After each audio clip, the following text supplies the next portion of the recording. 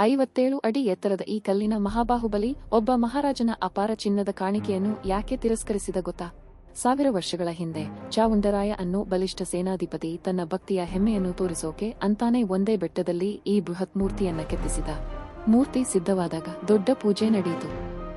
ಸಾವಿರಾರು ಬಂಗಾರದ ಕೊಡಗಳಲ್ಲಿ ಹಾಲು ತುಪ್ಪ ತಂದು ಮೂರ್ತಿಯ ತಲೆಯ ಮೇಲಿಂದ ಸುರಿಯೋಕೆ ಶುರು ಮಾಡಿದ್ರು.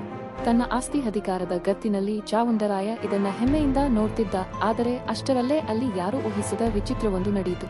ಆ ದೇವಸ್ಥಾನದ ಭಟರು ಎಷ್ಟೇ ಹಾಲು ಸುರಿದರೂ ಅದು ಬಾಹುಬಲಿಯ ಮೊಣಕಾಲಿನಿಂದ ಕೆಳಗೆ ಹರಿಯಲೇ ಇಲ್ಲ.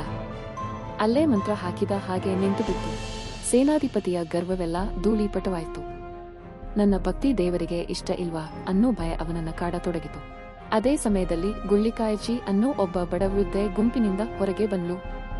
ಅವಳ ಕೈಯಲ್ಲಿ ಕೇವಲ ಒಂದು ಪುಟ್ಟ ಕಾಯಿ ಚಿಪ್ಪಿನಲ್ಲಿ ತಂದ ಕೆಲವು ಹನಿ ಹಾಲಷ್ಟೇ ಇತ್ತು. ಅಲ್ಲಿದ್ದವರೆಲ್ಲ ಅವಳನ್ನು ನೋಡಿ ನಕ್ಕರು. ಆದರೆ ಬೇರೆ ದಾರಿ ಕಾಣದೆ ಚಾವುಂಡರಾಯ ಅವಳಿಗೆ ಪೂಜೆ ಮಾಡಲು ಒಪ್ಪಿಗೆ ಕೊಟ್ಟ. ಆಶ್ಚರ್ಯ ಅಂದ್ರೆ ಆಕೆ ಆ ಪುಟ್ಟ ಚಿಪ್ಪಿನ ಹಾಲನ್ನ ಸುರಿದ ತಕ್ಷಣ ಅದು ಇಡೀ 57 ಅಡಿಯ ಮೂರ್ತಿಯನ್ನ ಆವರಿಸಿ ಜಲಪಾತದಂತೆ ಕೆಳಗೆ ಹರಿಯಿತು. ದೇವರಿಗೆ ಬೇಕಾಗಿದ್ದು ಅಹಂಕಾರದ ಚಿನ್ನವಲ್ಲ, ಭಕ್ತಿಯ ಪ್ರೀತಿ ಮಾತ್ರ ಅಂತ ಚಾವುಂಡರಾಯನಿಗೆ ಅರ್ಥವಾಯಿತು.